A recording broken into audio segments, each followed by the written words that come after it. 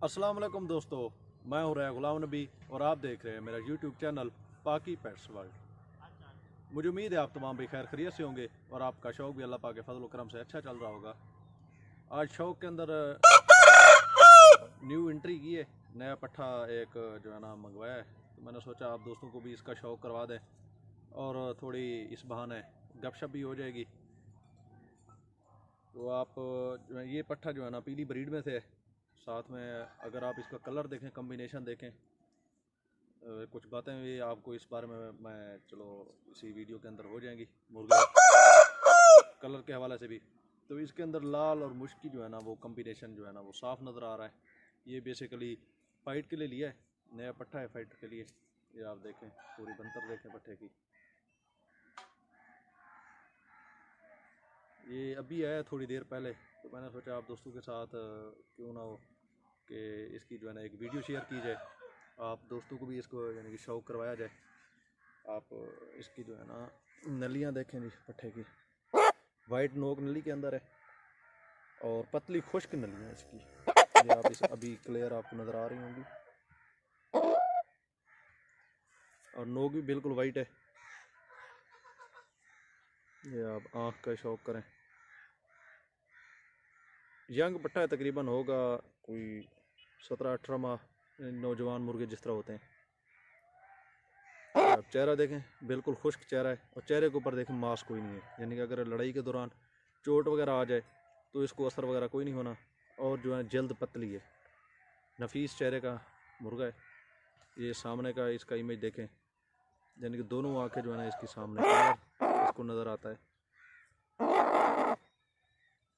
मजबूत बनतर का है। कोई भी यानी कि अगर आपने कोई असील वगैरह लेना हो तो कुछ पॉइंट होते हैं वो आप ख्याल किया करें। एक तो उसकी हड्डी पूरी होनी चाहिए, कोशिश किया करें ऐसे मुर्गे का इंतखाब करें जिसके अंदर समझ लें कि खुश्क हड्डी ज़्यादा हो, यानी कि गोश्त ज़्यादा ना हो, हड्डी हो ज़्यादा लेकिन ऊपर गोश्त ज़्यादा चढ़ा हुआ ना हो। क्योंकि बाज़ औक़ात मुर्गे ऐसे भी आ जाते हैं कि जिनके हड्डी इतना नहीं होती लेकिन उनका जो है ना गोश्त ज़्यादा होता है। वो एक तो जल्दी तैयार भी नहीं होते, ऊपर से उनका ये मसला आता है कि 2-4 साल के बाद वो रिटायर हो जाते हैं, यानी कि वो इतने हैवी हो जाते हैं, लड़ने के काबिल नहीं रहते। और बंदा वैसे भी यानी कि ब्रीड के इतना ज़्यादा वो काबिल नहीं रहते, क्योंकि उनके अपने अगर जिस्म ज़्यादा हैवी हो गया, 3-4 साल या 5 साल मैक्सिमम हो जाए, अगर मुर्गा इसी एज में आकर रिटायर हो जाए तो समझ लें वो किसी काम में नहीं। क्योंकि मुर्गों की एवरेज उम्र 8 से 9 साल है। और जो अच्छी खुराक हो, जिनकी ब्लड लाइन अच्छी हो, जिनकी जो फिटनेस अच्छी हो और जिनकी देखभाल अच्छी की जाए, तो बाद मुर्गे जो है ना वो 10-12 साल 13 साल तक में निकाल जाते हैं। मैंने खुद जो है ना 15 से 16 साल तक मुर्गा मैक्सिमम देखा है, इससे ज़्यादा मैंने नहीं देखा। वो भी उस टाइम यानी कि समझ लें कि ब्रीड से बिल्कुल ख़त्म हो चुका था। लेकिन ये है कि उसकी क्योंकि देखभाल अच्छी थी, उसकी जिस्मानी खदोखाल अच्छे थे, उसके ऊपर कोई गोश्त वगैरह नहीं था, लंबी हड्डी का मुर्गा था, खुश्क जिसामत थी, नलियाँ भी खुश्क थी। तो इस वजह से उसका हमें बेनिफिट ये हुआ है कि मुर्गा जो है ना इतना ज़्यादा अरसे तक वो हमारे साथ रह गया था। वैसे उसके साथ मैंने वीडियोज़ भी लगाई थी, तो ये पॉलिसी जब चेंज हुई तो उस वजह से वो डिलीट करनी पड़ी मुझे। तो असील मुर्ग की पहचान के हवाले से और किस तरह से यानी कि एक अच्छा असील होता है, उसके ऊपर मैंने वो वीडियो लगाई थी। तो उसके अंदर मेरे ख्याल में उसकी नाखून से लेकर नोक तक उसके पॉइंट्स पूरे थे एज ए ब्रीडर।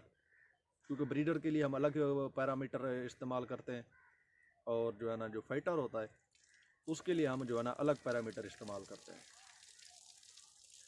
हमेशा कोशिश करें कि जो भी लें, ये पल्ले जो होते हैं मुर्गों के, ये पल्ले आप देखें, इनके अंदर वक्फा ना हो, मजबूत पल्ले हों। और दूसरी बात ये कोशिश किया करें कि आपने भी देखे होंगे 2 किस्म के मुर्ग होते हैं मैक्सिमम, बालों के हिसाब से अगर देखा जाए, जो पर होते हैं इनके हिसाब से अगर देखा जाए, एक मुर्ग होते हैं उनके पर आपने देखे होंगे बहुत ज़्यादा होते हैं, हैवी, इंतहाई ज़्यादा और लंबे लंबे। और दूसरे होते हैं जिनके बराए नाम होते हैं, जिस तरह आप इसको देख सकते हैं, अच्छे हैं, खूबसूरत लग रहे हैं लेकिन हैवी नहीं है, गर्दन की खदोखाल जो है ना वो वादे नज़र आ रहे हैं और ज़्यादा लंबे भी नहीं है। आप देखें ये एक हद है, उसके अंदर ये ख़त्म हो रहे हैं।